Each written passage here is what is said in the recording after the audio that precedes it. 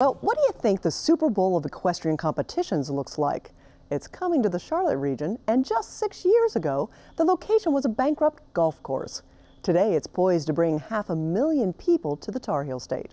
Suzanne Stevens gives us a look around.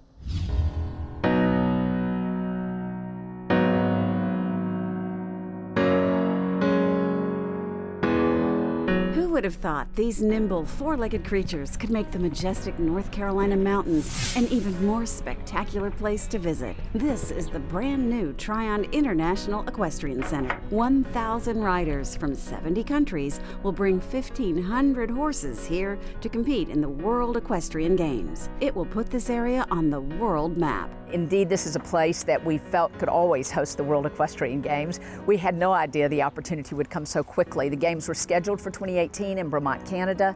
Canadian government was not able to fulfill that bid, and so we had the opportunity late stage to bid and won it.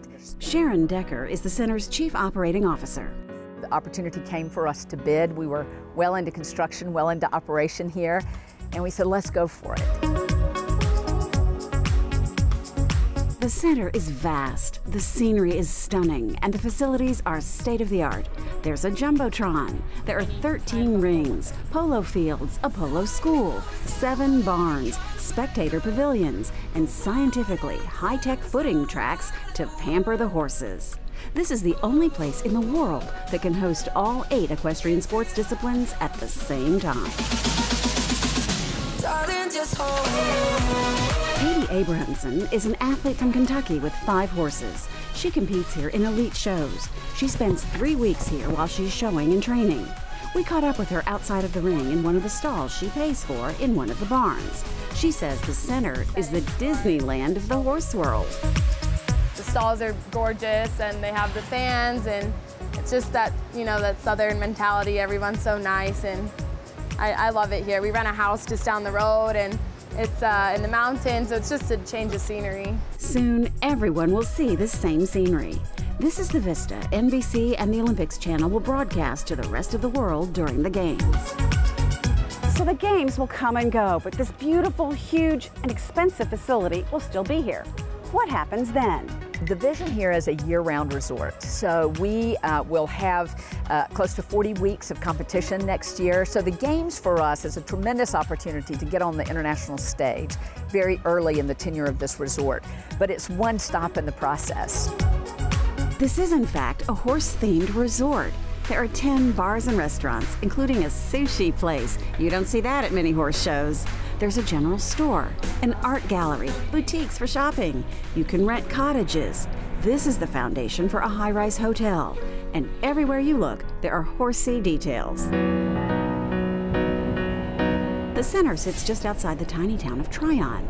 This is an area built by textiles and furniture. But those days and those jobs are gone. We have been a manufacturing economy, textiles and furniture. Now that is shifting more to hospitality and agribusiness, and we are trying to get people to understand the importance of that shift. Walter Dalton is president of Isothermal Community College, which is nearby. He knows the horse industry is creating jobs, and people need to learn how to do them. That's why his school has started offering classes in barn management, elite grooming, horse nutrition, and horse anatomy. Kelly Coker has had a job in the horse field here for years as a trainer and coach for riders.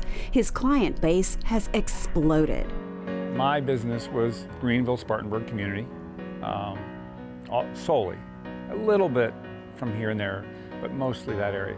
Now this place is open, I have probably 50% of my income is from clients who bring their horses from elsewhere. Riders just like Katie, who are spending a lot of money to be here. We go to restaurants around here, we rent the house, grocery stores, coffee, anything, you know. That's You're spending some money. Yeah, so we're bringing in a lot of income, which is great for the people here. One other thing that's great for the people here, virtually all of this is being built and run with private money. A group of investors who didn't ask for government subsidies to jumpstart this new equine economic engine. It's projected the World Equestrian Games will bring about $400 million to the Carolinas. Suzanne Stevens joins me in the studio right now. Suzanne, thanks so much for bringing us this story. I had no idea this was going on so close to Charlotte. Right. It's just about 90 miles down the highway, and it's actually going to impact Charlotte quite a bit economically. We're going to get a lot of that money. The horses, the riders, the spectators, most of them are flying into Charlotte Douglas. A lot of them are staying at hotels right here in Charlotte because there aren't that many up in the mountains.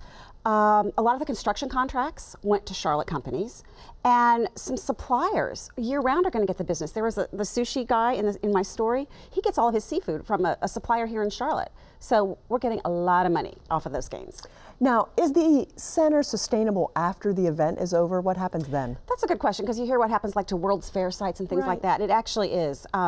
In the world of equestrian sports, there's a season, and I think it runs 40 weeks. So there will be horse shows at the center for 40 weeks out of the year. And then there's event space that people can rent, and they will be open 52 weeks out of the year. So there'll always be something going on. It's not just going to shrivel up after the games are gone. And talk to us a little bit, this seems like an uncommon analogy, but what do horses and NASCAR have to do with each other? Well, okay, they're sports, right? Okay. Let's see. I've heard they're positioning themselves. They want the equestrian sports and the center to do for Western North Carolina, for up in the mountains, what Bruton Smith and NASCAR has done for our part of the state. Yeah. It makes a lot of sense when you say it like that. Economically, right. Suzanne Stevens, thanks so much for taking us to Tryon so that we could see this beautiful event center. Always my pleasure.